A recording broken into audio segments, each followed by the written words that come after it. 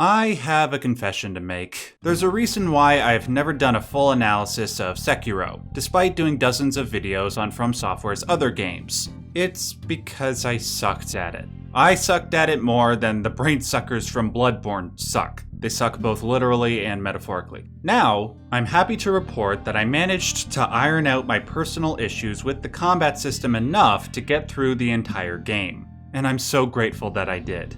I don't just say that because the game is state-of-the-art in so many respects, even 7 years after its initial release. I say that because the game's lore validates so many of the theories I've had about From Software's other games. See, the problem with analyzing Japanese games with a Western mindset is that we tend to project Western ideas and concepts onto it.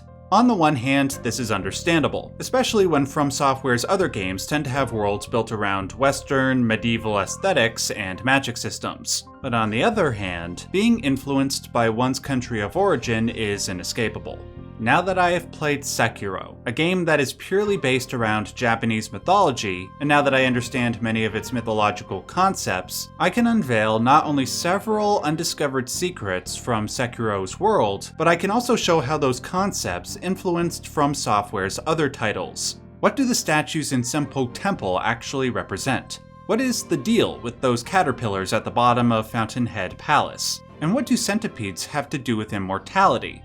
I will be addressing these long-standing mysteries amongst many others over the next several minutes. Before I get started, please remember to hit the like button if you end up enjoying this video, and finally, if you like the type of in-depth analysis that I do on this channel, please consider checking out my Patreon page or my YouTube membership section, where I offer various rewards for your support. I will leave links to both in the description box below. The most obvious place to start is probably Senpou Temple on Mount Kongo. Now I'm sure that the most hardcore Sekiro fans could tell you that the type of Buddhism practiced here is from an esoteric tradition known as Shingon, a Japanese variant of the wider Vajrayana Buddhist tradition. What they probably can't tell you is what Shingon Buddhism is about, or the actual spiritual meaning behind the various statues, mandalas, and religious artifacts strewn throughout the settlement. That's where the juicy stuff lies. Let's begin our investigation by looking at these 5 statues. The 4 that I am highlighting on screen now are known collectively as the Shitenno, aka the 4 Heavenly Kings. In Buddhism, they are responsible for dispelling any evil spirits that wish to prevent human beings from achieving enlightenment, aka nirvana. And they do this by guarding the 4 cardinal directions. This is a very old mythological concept, originating from Hinduism as the Lokapala, and then later adopted into the Buddhist tradition. It's also a very popular point of reference for video games and their mythologies, influencing games like The Legend of Zelda, Shin Megami Tensei, Black Myth Wukong, and even Pokemon. You know the Elite Four bosses at the end of those games? The Japanese text for Elite Four translates to 4 Heavenly Kings. Now the question I'm sure many of you are asking is why they are so special. Well, we can begin to answer that question by addressing this center statue here. One might suspect, if the other statues are the Shitenno, that the center statue would be Taishakuten, who is probably more well known by his Sanskrit name, Indra, the Hindu god of storms and war. The 4 Heavenly Kings were protectors of Indra and carried out his will. Interestingly though, the center statue is not Indra. It's a deity known as Kongo Yaksha, who is a wrathful form of a Buddha known as Fukajoju. And Fukajoju is a member of another set of 5 protective deities known as the 5 Tathagata Buddhas. Very quick note, by the way, we see the 5 Tathagatas in other areas in the game. The most important place is where you fight long-arm centipede Senun. They occupy the center of these 2 mandalas in this room, one of which is known as the Womb Realm Mandala, and the other is known as the Diamond Realm Mandala. Keep this in mind, because I'll be returning to it in a minute. Now, there's no official reason why Kongo Yaksha, the Buddha of the north direction, would supplant Indra, god of the center, but one could make some reasonable inferences. The most obvious reason, maybe, is that because the name Kongo Yaksha shares the same name as the mountain in the game, that the monks there wished to use that deity as their primary representative, hence its placement in the center. Another possible reason is that it reflects the fact that the functions and symbolism of the four heavenly kings and Indra in Shingon Buddhism were largely supplanted from the 9th century onward by esoteric groupings like the five Tathagatas. But I know, you're not here for the history lesson, you want to know what secrets these two sets of deities reveal about the lore. So, in short, it is by meditating on the virtues represented by the five Tathagata Buddhas that one would achieve enlightenment. This is done ritually by blindfolding oneself, and then tossing a flower onto a mandala featuring the five Tathagatas. Wherever the flower lands determines which Buddha one should meditate on. When this ritual is over, an attendant to the meditator would hand them a religious tool known as a Vajra, if their meditation was successful.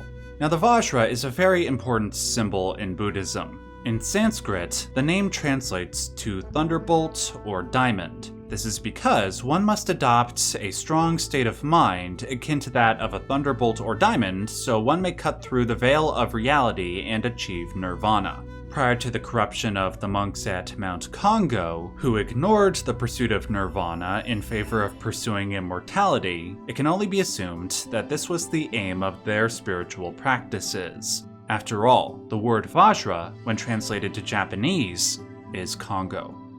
Now here's where things really start to get good. There is a theory in both Western and Eastern esoteric traditions where if you unify the classical elements of earth, wind, fire, and water together, one would achieve one of two things. In the West, that perfect union of the four elements would produce the Philosopher's Stone, which contained within it the elixir of immortality, otherwise known as the quintessence or quinta essentia, which in Latin means fifth element. In the East, it would produce void, which is the fifth element in the Japanese elemental system.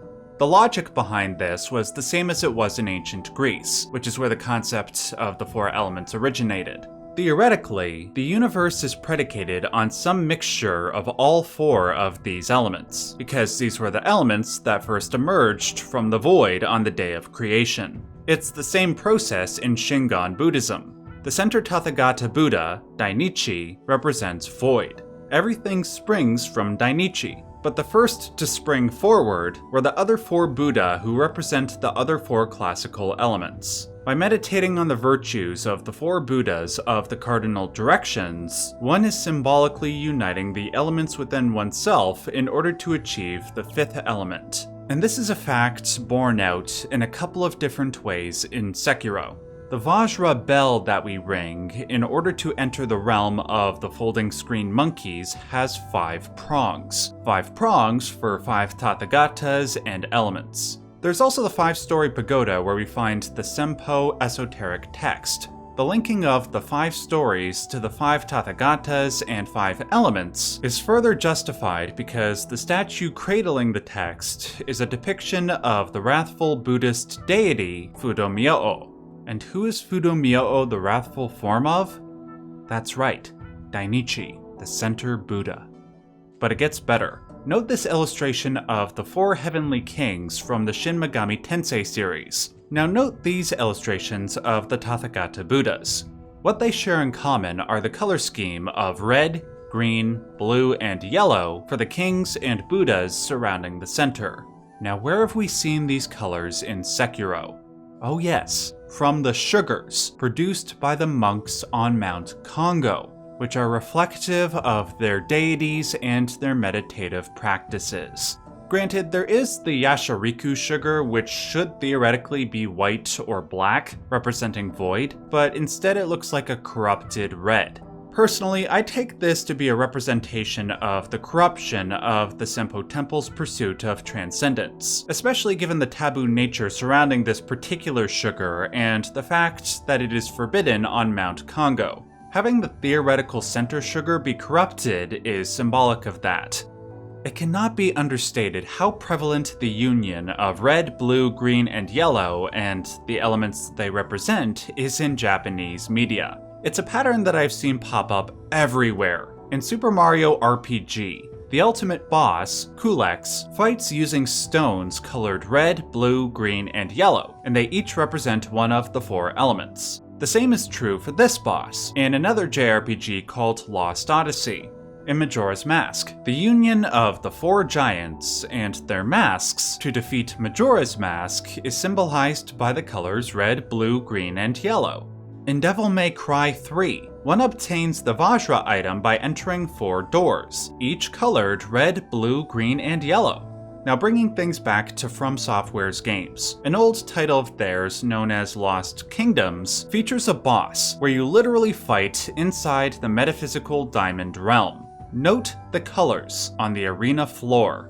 But I know a lot of you have never heard of Lost Kingdoms and want to know if this concept can be found in any of the modern Miyazaki-era games. Well, in the Dark Souls series, this emerging of the 4 elements from a state of eternal oneness, a void, is mirrored in the emerging of the 4 Lord Souls from the Age of Ancients, which was a time associated with immortality due to the existence of the everlasting dragons during that time, and the constant desire of many characters in both Dark Souls and Elden Ring to become dragons. And finally, in Dark Souls 2, one can transcend the undead curse by uniting the crowns of the 4 kings, which have each been touched by the power of the 4 Lord Souls, which are that universe's version of the 4 elements. Now if you thought that was good, buckle up, because I'm just getting started. As we all know, and as I just said, the monks of Senpou Temple appear to have abandoned their old pursuit of nirvana in favor of immortality, due to the appearance of the divine dragon and the rejuvenating waters that flowed from it. They also engaged in multiple experiments that involved giving the water to children in the hope that one would ultimately become immortal. Unfortunately, only one child survived these brutal experiments. The rest were buried throughout Mount Kongo, with their graves marked by red and white pinwheels. This is a traditional Japanese practice to decorate the graves of children who die with things that a child would normally like. What's curious to me, though, is that the pinwheels are all decorated red and white. I say this is curious for 2 reasons. First, because the dichotomy of red and white is something that has appeared in all the Miyazaki-era From Software games, save for Demon Souls, if I recall correctly. It's on the red and white shields in Dark Souls, the red and white moons in Bloodborne, and most recently in the red and white mushrooms in Elden Ring Shadow of the Erdtree. The second reason, though, is that the union of the colors red and white is a cross-cultural symbol for immortality, specifically in both Western and Eastern alchemy. For example, one of the most famous symbols for immortality in Western alchemy, known as the rebus, is the union of the red king with the white queen into a singular whole. This is a personification of the chemical process, where the union of sulfur and mercury would result in the Philosopher's Stone. If this sounds familiar to you Elden Ring fans, it's because the union of Radagon and Marika in one body is likely a reflection of this idea.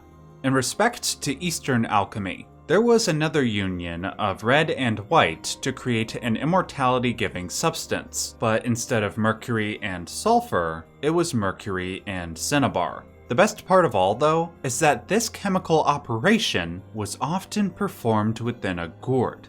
Yes, like the gourd you drink from in Sekiro.